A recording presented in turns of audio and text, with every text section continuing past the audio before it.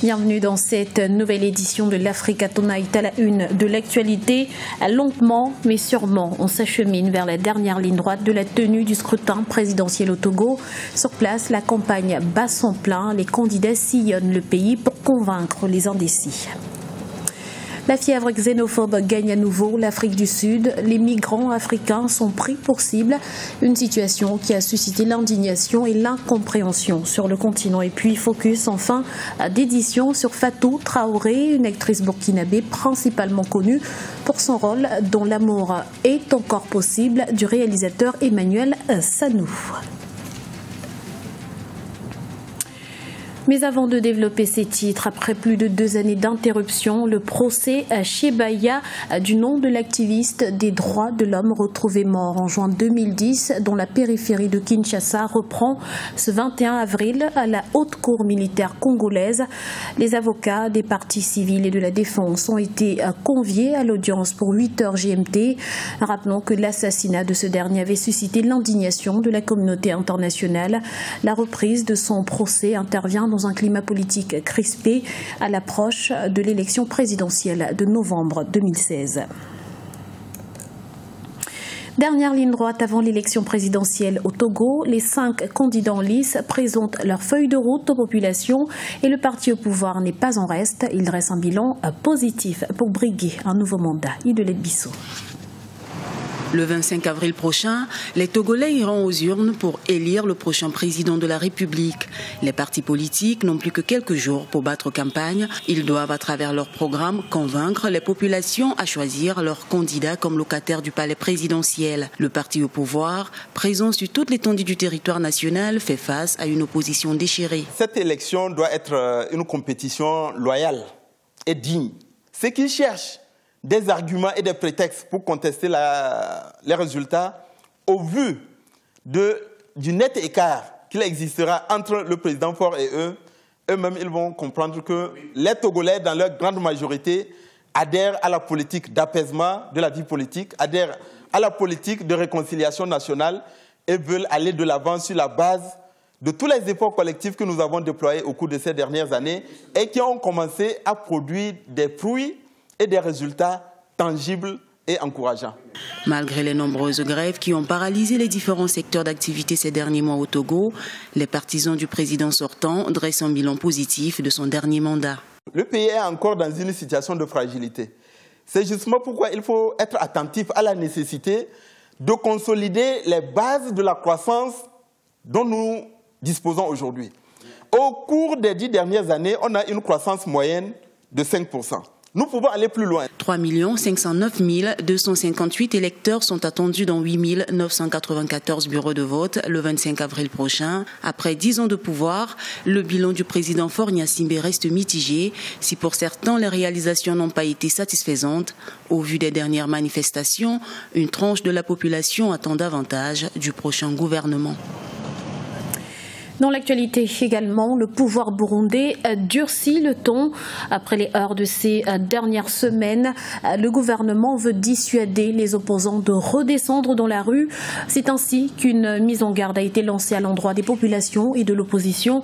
Lors d'une conférence de presse ce lundi, le ministre de l'Intérieur Edouard Ndoimana a déclaré que les forces de l'ordre prendraient toutes les mesures qui s'imposent pour punir et traduire devant la justice les auteurs d'appel au soulèvement.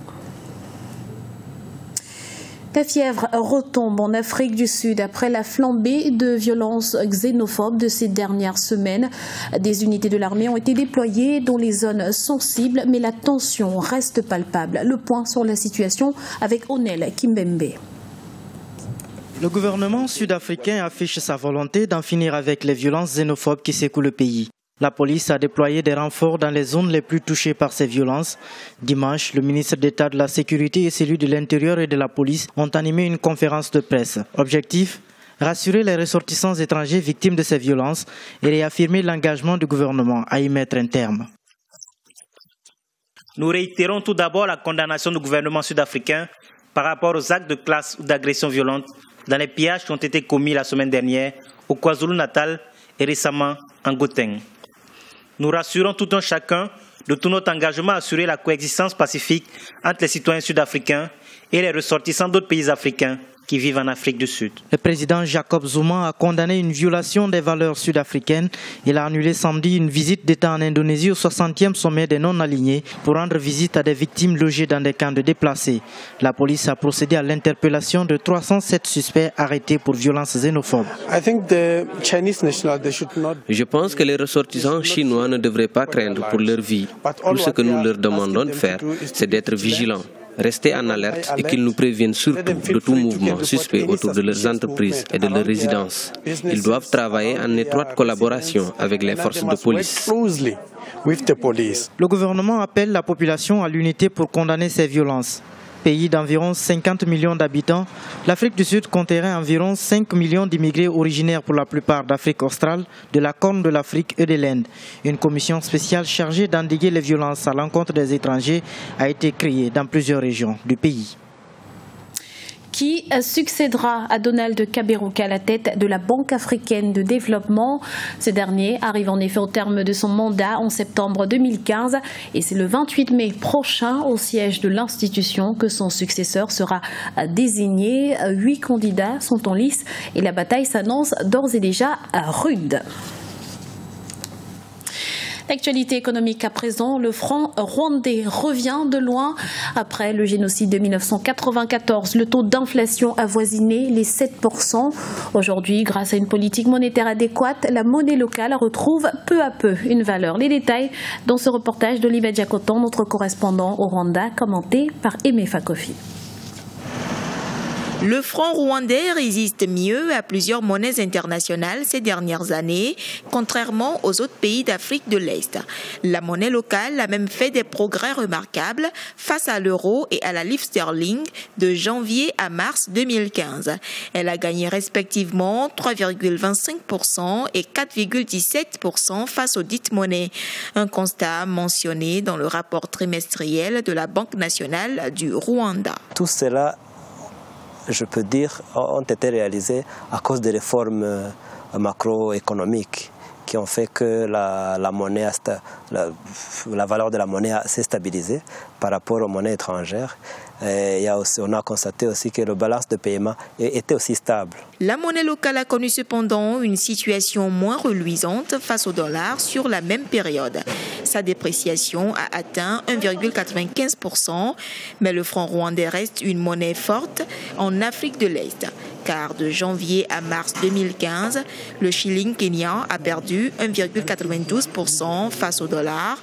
Le shilling tanzanien a connu une dépréciation de 3,61% et le shilling ougandais a chuté de 6,94% face au billet vert. Nous continuons à améliorer notre économie, les services améliorent, le tourisme ça continue à augmenter. Il y a des gens, le terrorisme dans certains des pays, donc qui déstabilisent les touristes, qui déstabilisent l'économie en général. Le Rwanda importe plus qu'il n'exporte. Par exemple, en 2014, le coût des importations avoisinait 190 millions de dollars et celui des exportations environ 45 millions de dollars. Selon certains spécialistes, cette situation expose la monnaie locale à la dépréciation car la demande des devises étrangères sera toujours élevée par rapport à l'offre. De la culture pour clôturer cette édition et focus sur Fatou Traoré. Cette actrice burkinabé a su en quelques années se faire une place dans l'industrie cinématographique. À l'affiche de nombreux films, elle peine toutefois à vivre exclusivement de sa passion. Son portrait avec Christelle Dayambaya. Et ma copine, le mariage. Elle est burkinabé et actrice de cinéma. Elle a joué dans de nombreux films burkinabés dont L'amour est encore possible d'Emmanuel Sanou. Fatoumata Traoré est une jeune comédienne qui est arrivée au cinéma après avoir fait de la radio. Elle parvient à vivre de sa passion grâce à son agence de communication.